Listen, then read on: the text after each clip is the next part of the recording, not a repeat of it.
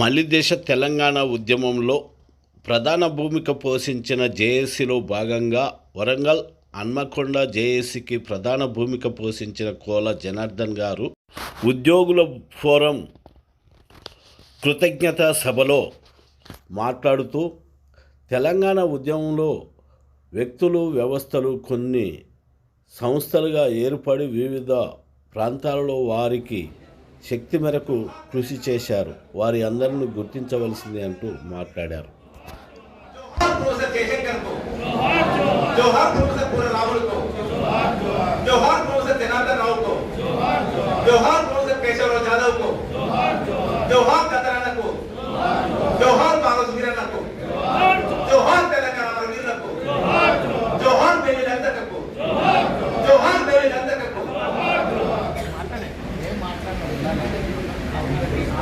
ఈరోజు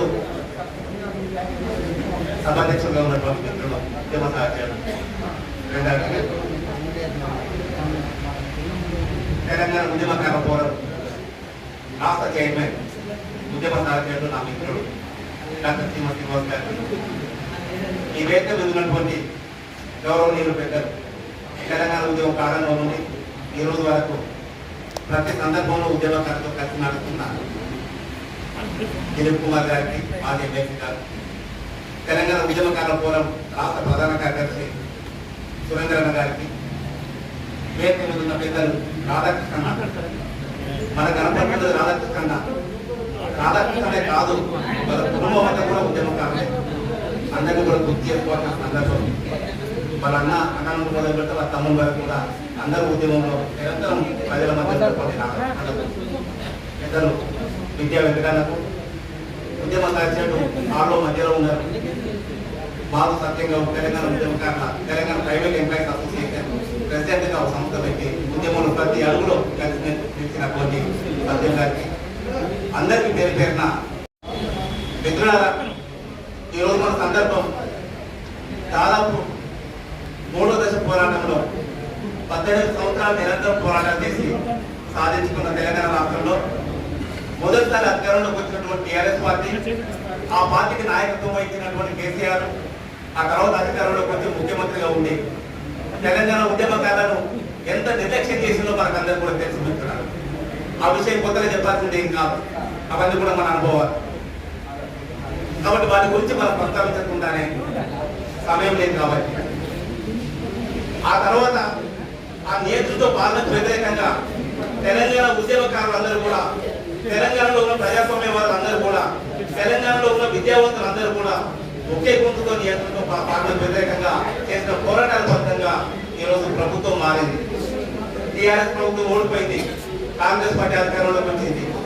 కాంగ్రెస్ పార్టీ అధికారంలోకి వచ్చిన తర్వాత గౌరవ ముఖ్యమంత్రి గారు రేవంత్ రెడ్డి గారు తెలంగాణ ఉద్యమకారులకు మేము సముచితమైన స్థానం కల్పిస్తాం, వాళ్ళందరినీ కూడా గుర్తిస్తాం, వాళ్ళని గౌరవిస్తాం, అందరికీ కూడా గుర్తించిన ఉద్యమకారులకు 250 గజాల స్థానాన్ని కూడా ఇస్తామని చెప్పి వాగ్దానం చేసి ఎన్నికలకు రావడం ద్వారా మనం అందరం కూడా మద్దతు చేసినాము.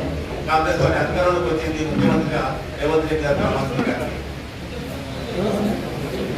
ఈ హామీ ఇచ్చి హామీ కట్టుబడేందుకు ముఖ్యమంత్రి గారికి, కాంగ్రెస్ ప్రభుత్వానికి మనం అందరం కృతజ్ఞతలు తెలియదు. అదే సందర్భంలో ఎవరు ఉద్యమకారులు అనే విషయంలో కొంచెం వెనుకబెట్టి కూర్చున్నారు.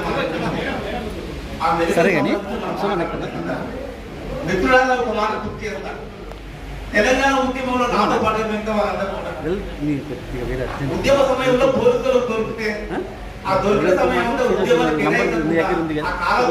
ఉద్దేశంతో మన ప్రతి కదలిక పోలీసులు దృష్టి పడకుండా నిరంతరం జాగ్రత్తలు తీసుకుని తెలంగాణ ఉద్యమంలో పనిచేసి అయినప్పటికీ దొరికిన వాళ్ళ కేసులు పోలీసుల దృష్టి పడకుండా ఒకవేళ పడ్డ కూడా తప్పించుకొని మేనేజ్ చేసుకుంటూ ఉద్యమంలో కొనసాగిన వాళ్ళు అంతకంటే ఎక్కువ 10 రెట్లు ఎక్కువ మంది ఉన్నారు.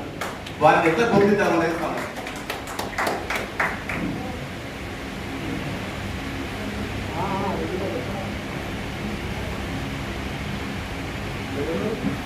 ముందు అధ్యక్షులు వారు నాకు చెప్పింది కాబట్టి డీటెయిల్స్లోకి పోదు, కానీ ముఖ్యమైన విషయాన్ని మీతో ప్రస్తావిస్తాను.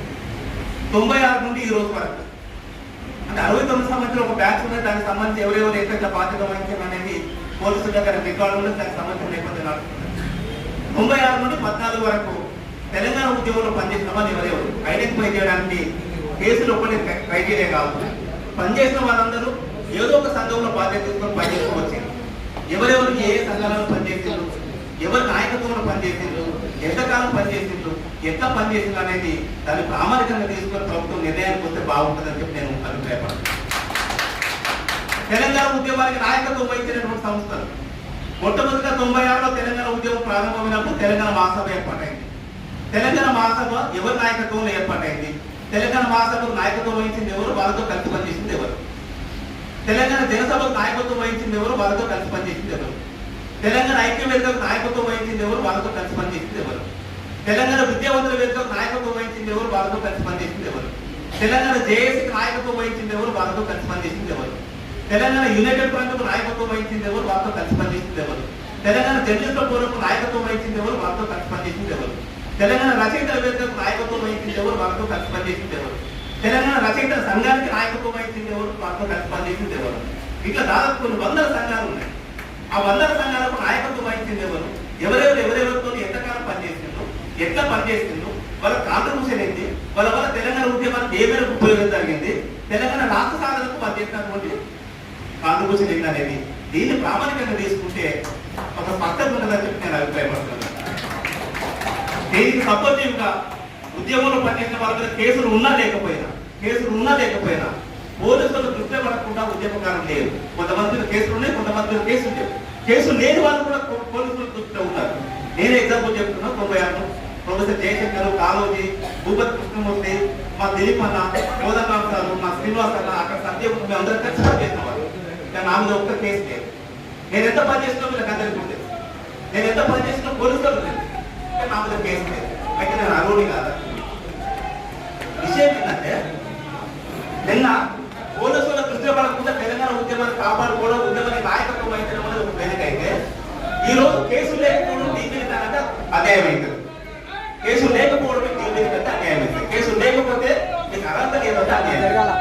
కాబట్టి దీన్ని పరిశీలించి జాగ్రత్తగా నిర్ణయం తీసుకొని ప్రభుత్వం ముందుకు తీసుకోవాలి.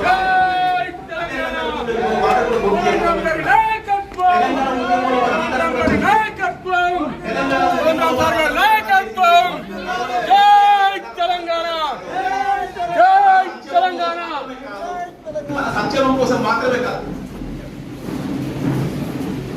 గౌరవనీయులు పెద్దలు నిన్న తెలంగాణ జేఏసీకి నాయకత్వం వహించినటువంటి ప్రొఫెసర్ కోదండరామ్ గారు ఈ రోజు తెలంగాణ జన సమితి రాష్ట్ర అధ్యక్షులుగా మన మధ్యకు వచ్చిండ్రు. వారు ప్రభుత్వంలో జరుగుతున్నటువంటి అనేక కార్యక్రమాలలో ప్రధాన భూమిక పోషిస్తూ ప్రభుత్వానికి ఒక గొప్ప సలహాదారులుగా ఉంటున్నటువంటి పెద్దలు గౌరవనీయులు కోదండరామ్ సార్ గారిని వేదికపైకి ఆహ్వానిస్తున్నాం. అదే సందర్భంలో నేను ఇంతకుముందే చెప్పినటువంటి విషయం, తెలంగాణ ఉద్యమంలో పనిచేసినటువంటి వందల సంఘాలని ఒకే వేదిక మీద తీసుకొచ్చి ఆ ఉద్యమానికి నాయకత్వం వహిస్తూ చైర్మన్ గా ఉద్యమాన్ని ముందుకు తీసుకుపోయినటువంటి పెద్దలు కాబట్టి వారిని ప్రత్యేక గౌరవంతో మనం అందరం కూడా వేదిక మీద ఆహ్వానిద్దాం. సార్ను కూర్చోవలసింది. అయితే మనం ఏ ఉద్దేశంతో అయితే తెలంగాణ ఉద్యమంలో పనిచేసినామో ఈ రోజు మనం చేస్తున్నటువంటి డిమాండ్ తో పాటుగా అప్పటి ఉద్యమ నినాదాలు ప్రభుత్వ విధానాలుగా మారే విధంగా పెద్దలు కోదండరామ్ సారు, దిలీప్ కుమార్ సారు అందరూ కూడా ఇక్కడ ఉన్నారు. కాబట్టి వాళ్ళు కూడా మళ్ళీ ప్రభుత్వం దృష్టికి తీసుకుపోయి ఆ ఉద్యమ నినాదాన్ని ప్రభుత్వం ముందు పెట్టి వాళ్ళని ఒప్పించి అవి అమలయ్యే విధంగా చర్యలు తీసుకోవాలని చెప్పి విజ్ఞప్తి చేస్తున్నాను. కోదండరామ్ సార్తో నాకు దాదాపు 96 నుండి తెలంగాణ ఉద్యమకాలంలో ఉండే అనుబంధం. అప్పటి నుండి ఇప్పటిదాకా వ్యక్తిగతంగా సమావేశాలలో చాలా విషయాలు మాట్లాడుతూ వచ్చినాం. ఇప్పుడు కూడా మాట్లాడుతున్నాం. బాధ్యత వహించాల్సిందిగా విజ్ఞప్తి చేస్తూ